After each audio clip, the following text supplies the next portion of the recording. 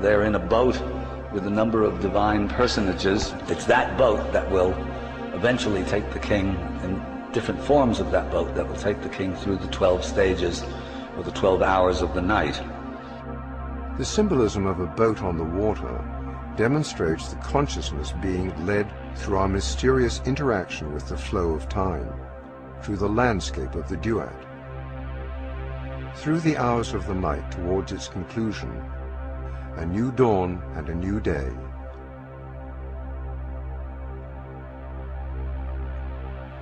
Here, the constant flow of time is symbolized as a river, which gently, inexorably leads the inhabitants of the boat through the stages of transformation. The Christian conception of hell, with all its demons and its hellfire, is in all likelihood derived from the Egyptian, but the Egyptian didn't revel in all the details of the smell of the roasting flesh and the pain of the hacked bodies. Rather, they were expressing, basically what the Egyptians were doing was declaring that the souls of those who hadn't done their inner work, or who obstructed those who were trying to do their inner work, ended up in oblivion. In other words, their names, their identities were obliterated. They weren't consigned to the roasting flames of hell forever, but rather non-existence was considered punishment enough. In the fourth hour, the actual coffin is shown descending into the earth, a schematic that actually represents the tombs themselves. You see the coffin in red, the larval forms in front of it, and the coffin is actually going to its final resting place. In the fifth hour, the coffin over here has come to its final rest in the bowels of the earth. This is the birth of the new sun god in the depths of the earth. The life force bursting from the egg forces the earth above into a bulge.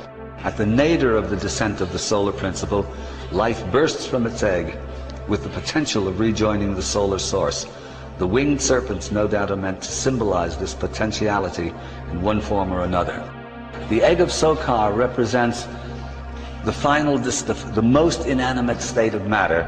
It's the bowels of the earth. But in the egg itself is spirit, the hawk-headed Sokar, holding apart, again, with the winged spirit and this mysterious triple-headed serpent with the deity at the other end. But the power of immanent life within it. In other words, this represents the power of life to reascend and become spirit.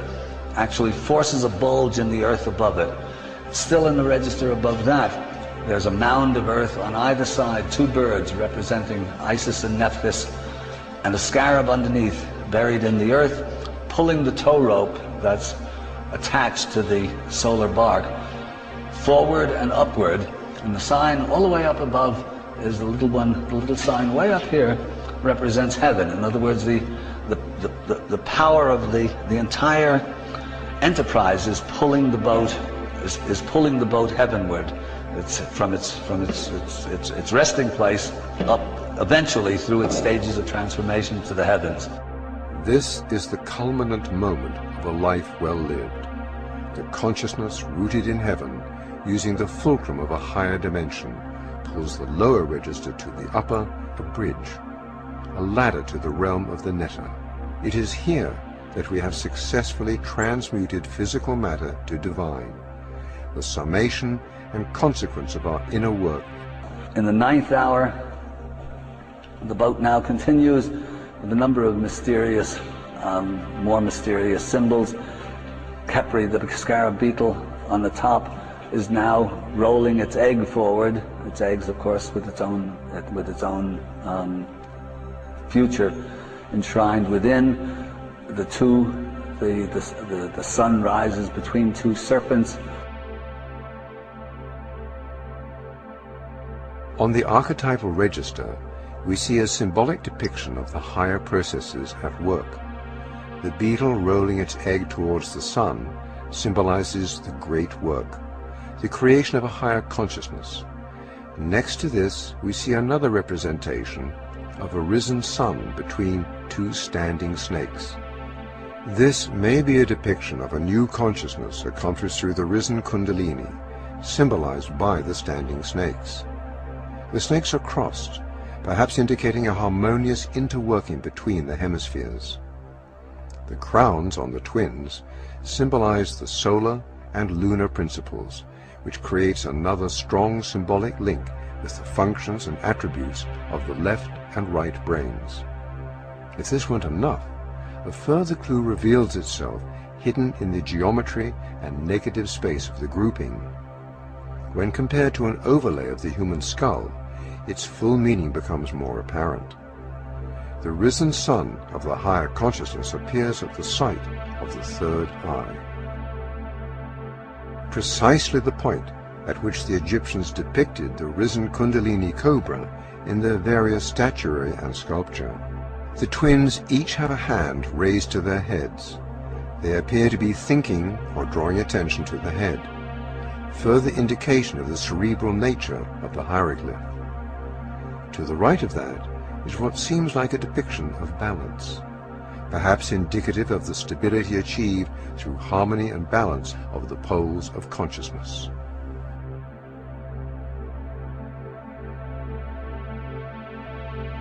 In the 11th hour, the process is almost complete. The bark is being towed forward. The rope itself now takes the form of the gigantic coiled serpent. The personifications of the hours are transporting or preceding the boat, and once again this is Mehen, the enveloper, probably the origin of our familiar figure of speech, the coils of time.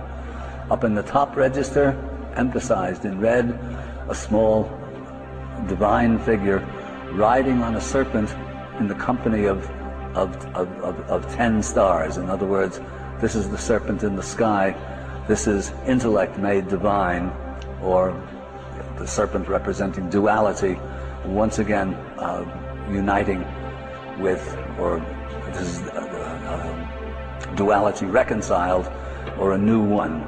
And the legged winged serpent now appears up in the upper register between the two eyes of the solar and the lunar eyes of Ra. In hour 11, we see the united hemispheres become the androgyne, the solar and lunar principle fused together. This powerful and sacred symbolism has echoed through history, and strong correlations can be seen between these hieroglyphic symbols and many later depictions of the alchemical stage represented by the androgyne and its divine offspring. This inspiring moment seems to indicate a mastery over the coils of time, perhaps indicative of a timeless period in which the higher consciousness of the deceased can reside with the gods. In the 12th hour, the process is complete.